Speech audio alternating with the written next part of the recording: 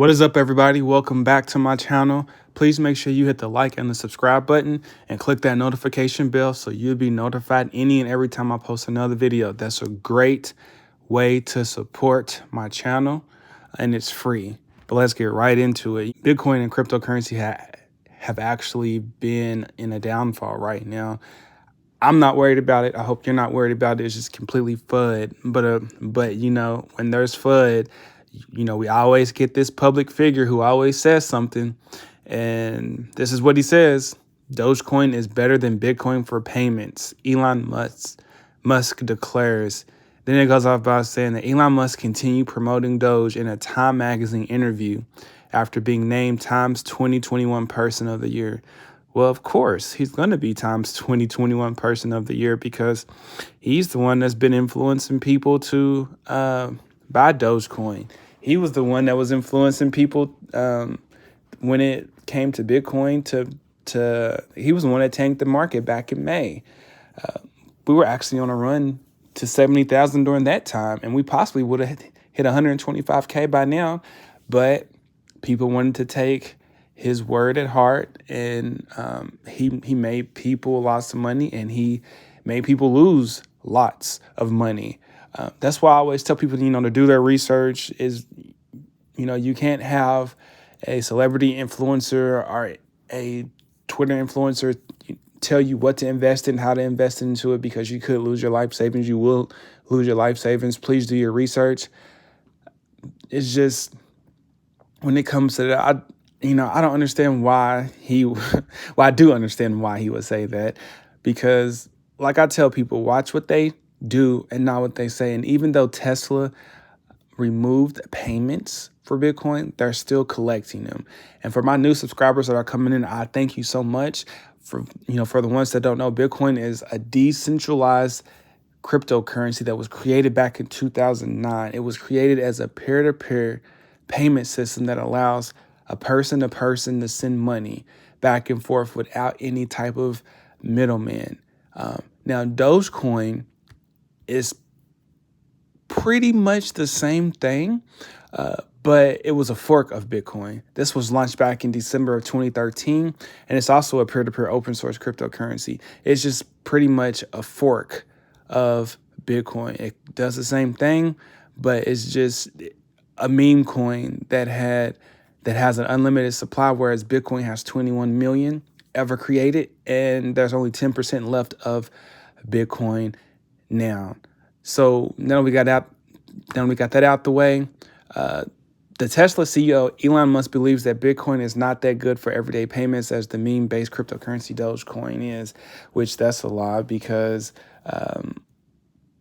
you have the Lightning Network. You can open up a node, you can open up a channel to allow parties to send Bitcoin back, even though you have to put your Bitcoin on the Lightning node and actually open up a channel, actually have placing. You have to have Bitcoin to open up the channel. Then you can send Bitcoin back and forth. I get it. That might not be the best, but that's what we have right now. Bitcoin will be better. It's code. It will change. Musk compared the world's largest, whereas Dogecoin is just Dogecoin. But I'm not doubting what Dogecoin, can do. And right now it has liquidity, utility, and mass adoption. I'm not bashing it, but it's just, how could you just can't compare the two. Musk compared the world's largest crypto, this is exactly what he's doing. Musk compared the world's largest cryptocurrency, Bitcoin, to Doge in a Time magazine interview shortly after being named Time's 2021 Person. He goes out by saying Bitcoin is not a good substitute for transactional currency, even though it was created as a silly joke. Doge is better suited for transactions. The total transactions flow that you do with Doge, like transactions per day, is much higher potential than Bitcoin. I get it. I get it. I get it. I do. People are, saying Doge is for the people. Doge this, Doge that. I get it. Doge is making its run. Dogecoin is making its name. But I guess somewhere we got to draw the line, people. Like, how much longer are we as people going to sit here and listen to someone else who already has millions, billions, if not trillions of dollars. This person already has his own company. He's trying to release humanoid robots in 2022, for crying out loud. I mean, like at some point, we as people have to understand what other influencers are trying to do to the market. We have to understand why he's doing it. Regulation's coming. I want to say the full regulation is coming in 2022. And when regulation comes, I can guarantee you, everybody who's shilling particular cryptocurrencies, like the meme coins that can cause harm to people, to people's funds, I can guarantee you that will be completely over with. That will be completely done. I'm sick of it. I'm tired of it. At what point are you just can you just get over it, bro? Like, just get over it. People are not listening to you anymore. After that May fiasco, actually back in early, January, during Saturday Night Live, when people kept hoping that you were shield Dogecoin, but you shield Dogecoin, but you made it like it was a joke. I get it, and then you caused people to lose money then. But technically, I can't say you make people lose money, but you did, because you was actually shilling it on Twitter saying how you're the Doge father. I get it. Great. More power to you. I have respect for you. But at some point, people have to actually do their research, because what influencers are doing now, I can guarantee you when regulation comes, they're going to treat this as if, hey, you can't do that. You can't try to prop up the market. And I hate to say it, but I will be for it, because I'm tired of seeing people lose their money because of a top celebrity saying, oh, I have Doge. Oh, I have some other coin that you never heard of. I'm really sick of it. But that's my rant. Doge may, be quicker right now, but Bitcoin is Bitcoin. There's only 21 million. Actually, there's 10% of Bitcoin mined left, whereas Dogecoin is just completely unlimited. I'm sick of it. Compare Doge to something else, but don't compare Doge to Bitcoin, because Bitcoin is far more superior than Dogecoin at the moment. They both have liquidity, utility, and mass adoption, but that's just the wrong thing to do. And he's going to learn that sooner or later. And deep in his mind, I feel like he knows that. But that's my rant for that. We're going to go straight over to the next one. German savings bank wants to enable Bitcoin for 50 million clients. See, what did I tell you? As people talk about how bad Bitcoin is for transactions, you got other companies actually making a use case for the actual cryptocurrency known as Bitcoin. And that's what I'm saying. You watch what people do and not what they say, because the left hand could say something, but the right hand will be completely doing something right up under our noses. And that's what I'm saying. That's why we're here to connect the dots for you. While some popular celebrities talking bad about Bitcoin, a firm or a bank is trying to enable transactions. Make that make sense. Make that make sense. But anyways, German savings banks are reportedly planning to allow customers to invest in major digital currencies like Bitcoin and Ether directly from checking accounts. If that doesn't scream mass adoption, then I don't know what does. Savings bank in German-speaking countries, also known as Sparkassen, whatever, I go with it, are working on a plot to launch an in-house cryptocurrency wallet and exchange next year. Local business magazine Capital reported. This was back in a few days ago. Then it goes off by saying the pilot project is subject to approval by Sparky's committee early next year, while the Banking Association aims to develop related services at the beginning of 2022. An expert group from German IT service provider S Payment is reportedly designing the concept of the project. And that, my folks, is what we call amazing. And that's what I like. And that's what I keep telling people. I get it. I get the market is down. I get your favorite celebrity is telling you to, is saying we should do this and you should do that. No, open your eyes. Look at what's going on. The world has already said that they wanted Bitcoin. Bitcoin is a household name. I don't care if it's fast. I don't care if it's slow. I don't care if it's unreliable. The only thing that people know, I can guarantee you, if you walk down on the street right now, and you ask somebody, hey, do you know what Bitcoin is? I can guarantee you they will say yes. If you ask somebody what Dogecoin is, they may say yes. But if you say, hey, what is the best cryptocurrency that you know of right now? I can guarantee you they're going to say Bitcoin, regardless of the other cross-border payments, regardless of the XRPs, regardless of the XLMs, regardless of the Cardanos, regardless of the Ethers, regardless of the Litecoin. I can guarantee you they will say Bitcoin, because Bitcoin is what's being promoted right now. Bitcoin is what's being talked about right now. You got jobs talking about Bitcoin. You got banks talking about Bitcoin. You got schools talking about Bitcoin. You got video games talking about Bitcoin. You got TV commercials talking about Bitcoin. You got movies talking about Bitcoin. When was the last time you heard somebody talk about Dogecoin in a commercial, in a TV, on a game? That's what I'm saying. Watch what they say and not what they do. Yeah, that's really great for the German Savings Bank, German Savings Bank Association. That's really great for them. I'm glad they're going to be enabling this for customers in 2022.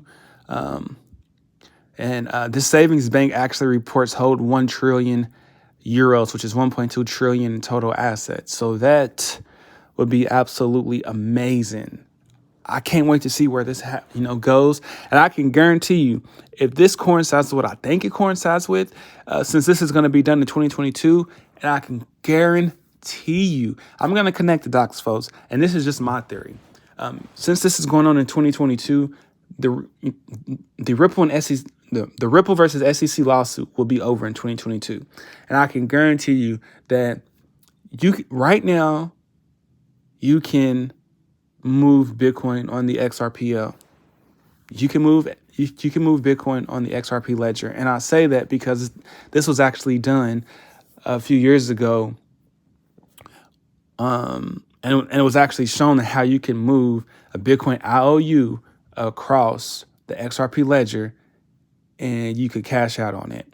So I can guarantee they're going to use XRP as interoperability to actually move different assets across their chain, across their blockchain. I can guarantee you that's just my speculation, because you got foundations. You got the Digital Pound Foundation working with the on the XRP blockchain.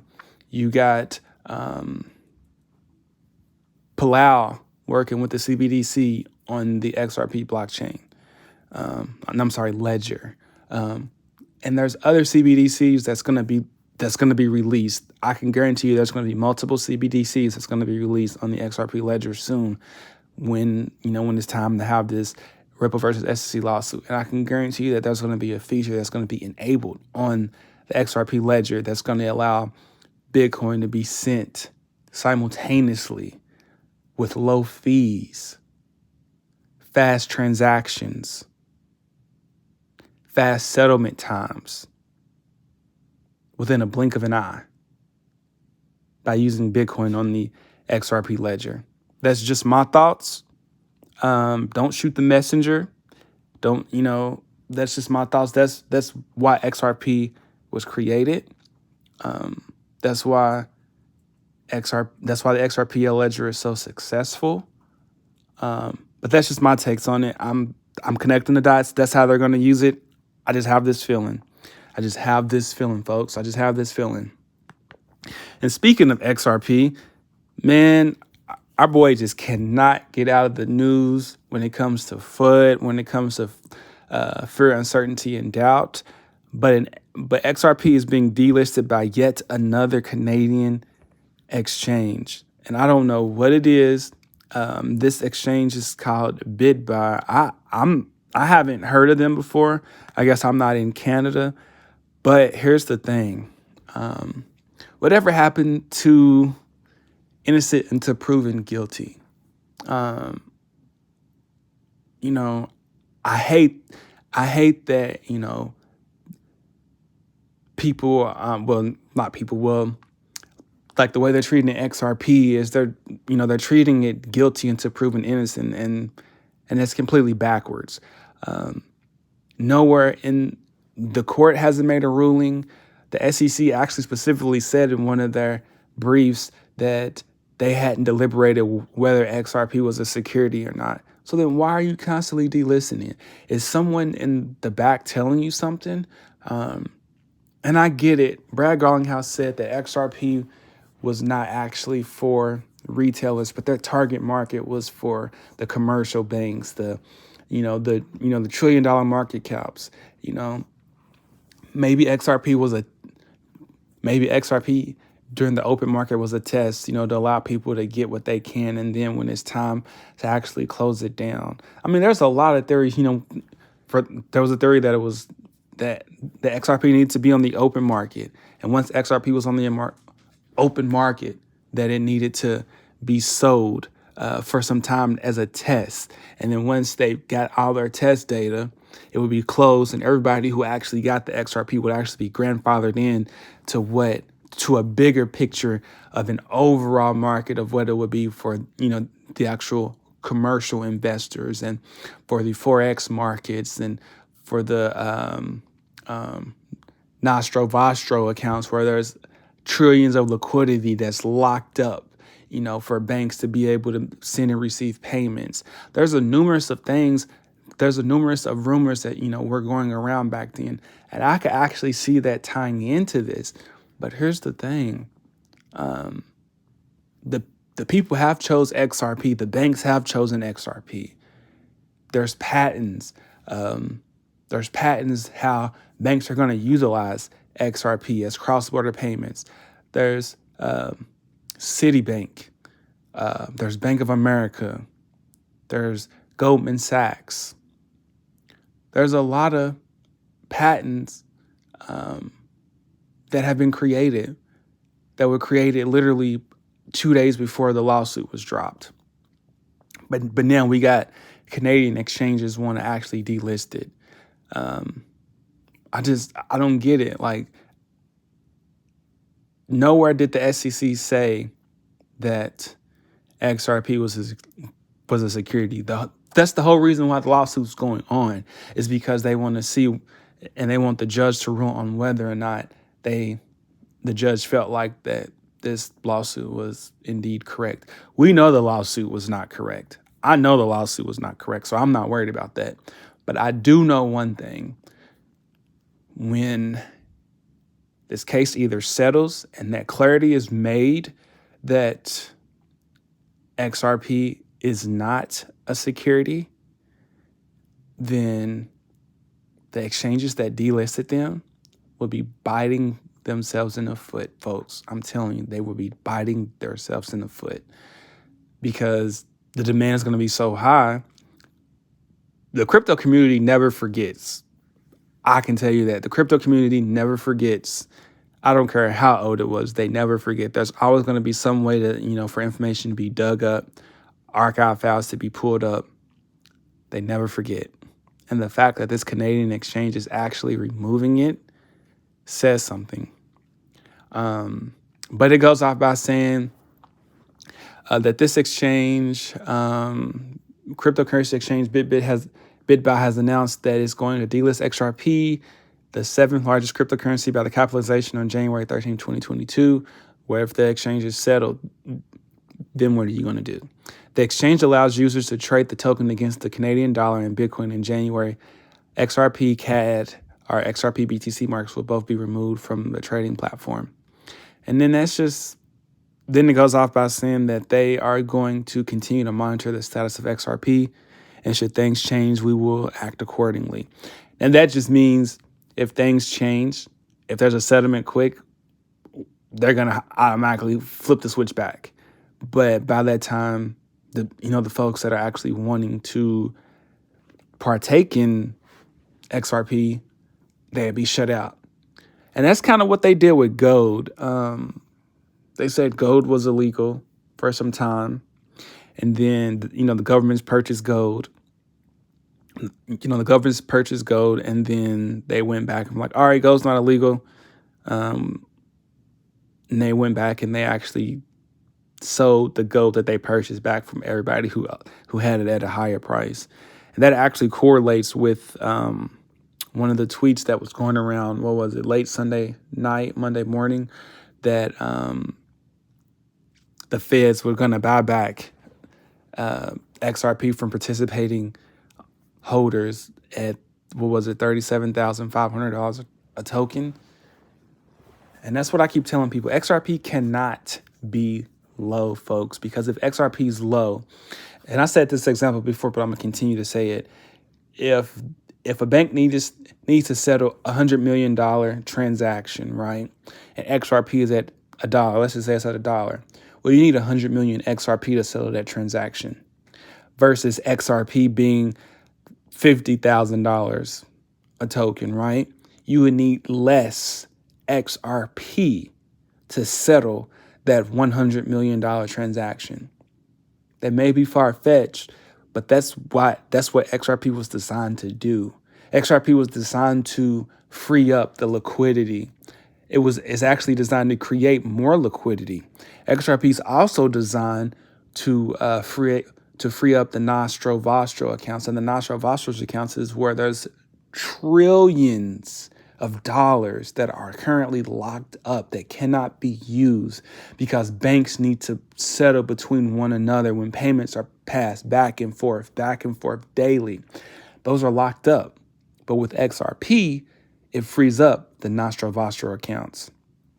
But that's my take on it. That's my rant. I'm going to let you go. I'm going to go over the prices. And then of course, my favorite person in crypto, Brian Brooks, will be actually discussing it. Currently, right now, we have a current market cap of 2.16 trillion. And then we got Bitcoin at 47,400. We got Ethereum at 3,816. We got Binance Coin at $520. We got Solano at $155. We got Cardano at $1.24. We got XRP at 79 cents. We got Polkadot at $26, Dogecoin 19 cents, Luna $56.84, Avalanche at $80.33, Shiba Inu still at the number 13 spot, Binance USD $1, and Crypto.com 54 cents. All right, everybody, that would do it for me. Please make sure you hit the like, comment, and the subscribe button. Again, that's a free way to support the channel. I really thank you for watching the video. And as always, stay focused, stay locked in. If you were king for a day and you were going to tell us, here's what you need to do to structure the regulatory framework, in a minute and 39 seconds, tell us what that would look like. I mean, I can barely introduce myself in a minute and 39 seconds, Congressman. I come back to the concept of parity. I don't know why we believe that incumbent institutions are risk-free and anything new is highly risky. So if I have a platform built on a blockchain that is doing lending, I don't know why it's so hard for us to say that can participate in our banking system. If I decide that XRP is a security, why won't we let it list on a US exchange? The problem is we treat crypto assets differently from all other assets. And the answer is just recognize them for what they are. These are assets that represent some underlying activity. It could be a network, it could be an application. They have a value that people are willing to buy and sell at. Let them in. That would be my message. Let them in.